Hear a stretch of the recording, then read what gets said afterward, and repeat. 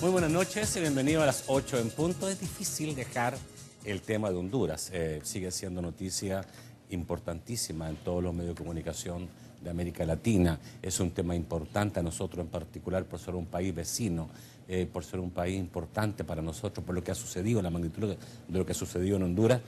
Es una noticia importante que no se puede dejar de un día para otro. Ayer tuvimos a la vicecanciller, de facto me dirá usted, otros dirán legítimamente, como usted quiera. Para mí las palabras, digamos, cierto, no necesariamente constituyen hechos. Hoy vamos a tener a Gloria Guadalupe Oquilí, quien es presidenta del Parlamento Centroamericano. Ella es del mismo partido que la señora vicecanciller de ayer, solo digamos que el Partido Liberal, que el mismo partido de Micheletti, el mismo partido de Zelaya, el partido de todos, solo que las posiciones son diametralmente distintas. Buenas noches, Gloria Guadalupe, gusto saludarla. El gusto es mío. Un placer. Le agradezco infinitamente esta oportunidad para poder conversar con los hermanos y las hermanas salvadoreñas, que en definitiva somos los mismos. Yo creo que de los nicaragüenses, guatemaltecos y costarricenses hay una cantidad de pequeñas diferencias, pero con los hondureños y salvadoreños, hermanos. Por lo menos hablamos igual. Vamos a Por lo menos hablamos igual. A saludar sí. a Banco Agrícola, que hace posible este primer segmento 8 en punto. Inmediatamente volvemos con el tema esta noche. Gloria, primero me gustaría dejar claro, usted es presidenta del Parlamento Centroamericano desde hace un año, ¿no? Aproximadamente. Sí, dura un año la presidencia. Soy la presidenta, soy centroamericana, nacida en Honduras.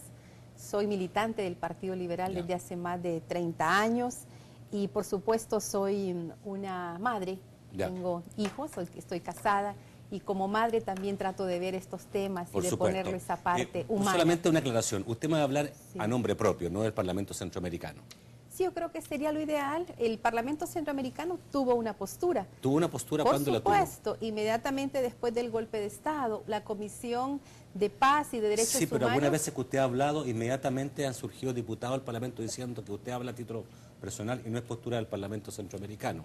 Bueno, hay una declaración, ¿verdad?, después de un largo debate y esa es la posición del Parlamento, pero no cabe duda que quisiera, si usted me lo permite, hablar como ciudadana centroamericana nacida en Honduras, militante del Partido Liberal y como madre. Porque aprovechando esto, ¿usted cree que el Parlamento Centroamericano ha tenido una actitud tibia? No, no creo eso.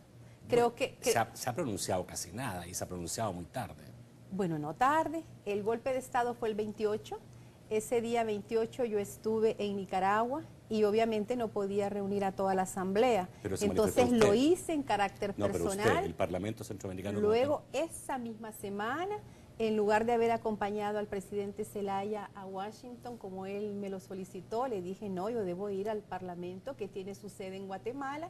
Y es ahí donde le digo que hubo un gran debate con todas las posiciones de los 45 partidos políticos y salió una postura en consonancia con lo que es la posición de los gobiernos del SICA, de los cancilleres, la OEA, la ONU y todos los países civilizados del mundo. Son 20 diputados hondureños dentro del Parlacen. Somos, por cada país, somos 20 propietarios, 20 suplentes. ¿Cuántos están en su posición?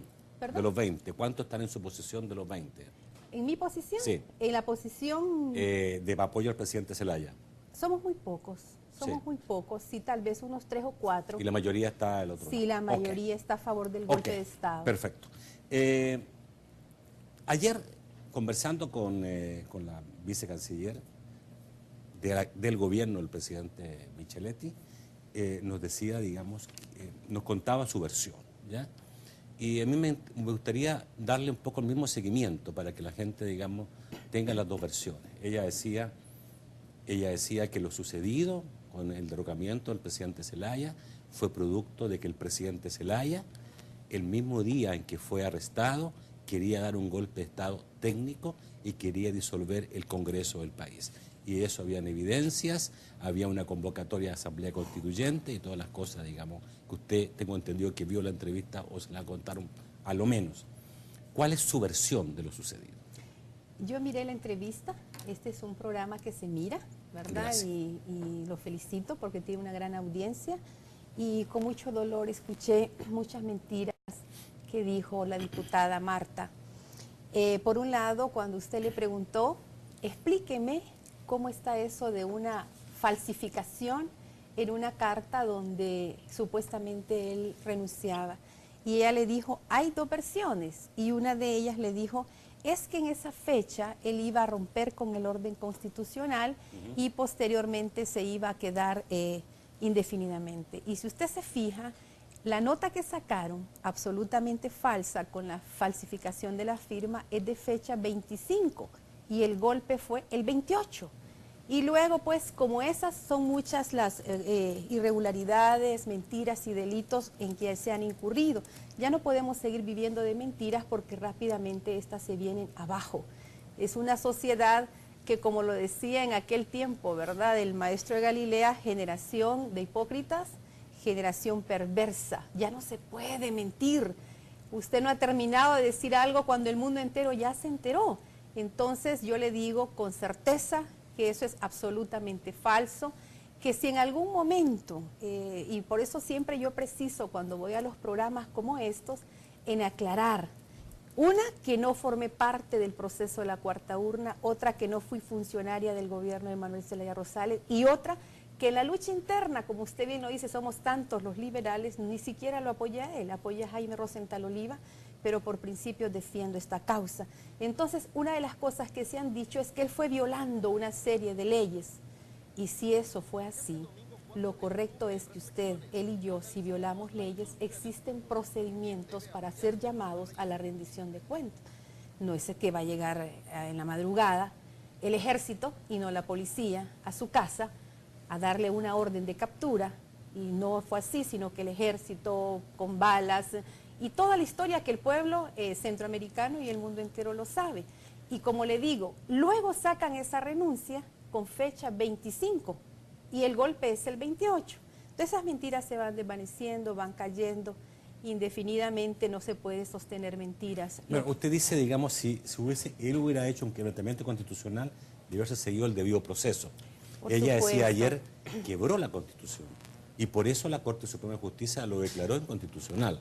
¿Ya? El error estuvo en haberlo sacado del país y que hayan actuado los militares. Ese fue el error. Debieron haberlo capturado la policía y haberse seguido un proceso normal.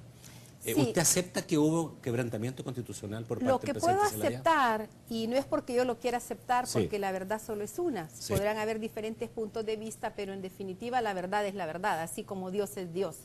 Lo que puedo aceptar es que se cometió un gravísimo delito en llegar a la casa de cualquier ciudadano hondureño y sacarlo del país, por las razones que hayan sido. Había una orden de arresto. Bueno, sí, sacarlo del país, ella lo aceptó, que fue un tremendo error.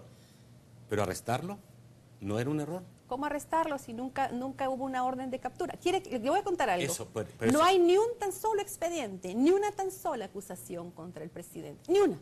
Posteriormente, cuando lo sacan, comenzaron a elaborar una cantidad de expedientes. Y bueno, al extremo que hoy que está el presidente Zelaya allí, y yo no sé, porque usted como ciudadano chileno sabrá que muchos llegan... Soy ciudadano salvadoreño ya, hace salvadoreño, qué bien, ciudadano del mundo, de este pequeño mundo. Sí, como sabrá, muchos llegan a una embajada pidiendo salir de un país. Él llega a una embajada queriendo entrar y dar la cara y decir, presénteme cuántos delitos cometí, y sigamos el debido proceso, como usted lo dice correctamente. Entonces yo creo que han actuado de una forma verdaderamente grotesca, violenta. ¿Pero hubo un fallo en la Corte Suprema de Justicia? Sí lo hubo, ¿no? Antes de el golpe de Estado. Hubo un fallo. Solamente le diré, no lo sabré decir si hubo o no hubo un fallo. Sí le diré lo siguiente, lo que hubo fue una gran confabulación entre lo que es el poder legislativo, que son los diputados dirigidos por Micheletti en ese momento, en lo que es la Corte Suprema de Justicia, la Fiscalía, los grupos fácticos, las Fuerzas Armadas y demás. Eso no lo digo yo, sino que también lo dice incluso el Departamento de Estado cuando ya logra por fin calificar qué fue lo que pasó ahí. Ha habido mucho manoseo. Yo no sé aquí en El Salvador, pero en el caso de Honduras ha habido mucho manoseo, incluso con la misma Constitución. El pueblo se preguntará, ¿qué es lo que pasa con esa Constitución hondureña? Honduras tiene una Constitución que no es fácil reformar ciertos artículos, los llamamos artículos de piedra, exacto. Y entonces esos mismos artículos se le puede demostrar muy claramente a cualquiera cómo se han ido reformando y contrarreformando. Siempre se ha hecho al capricho de esas élites que son las que gobiernan. En esta oportunidad, a raíz de que incluso el presidente del Congreso no podía ser candidato y el presidente tenía su vicepresidente y su vicepresidente de mi mismo partido también quería participar y tampoco podía, y hubo todo ese manoseo, entonces se creyó que era importante que mejor de una vez revisáramos la Constitución. Y ese fue el grave delito de Manuel Zelaya, ¿verdad? Haber querido escuchar al soberano, el soberano que es el pueblo. ¿No había una mala experiencia, sobre todo en el caso venezolano? ¿Un presidente que se ha reelegido 3 veces reformando la Constitución? Bueno, no sé.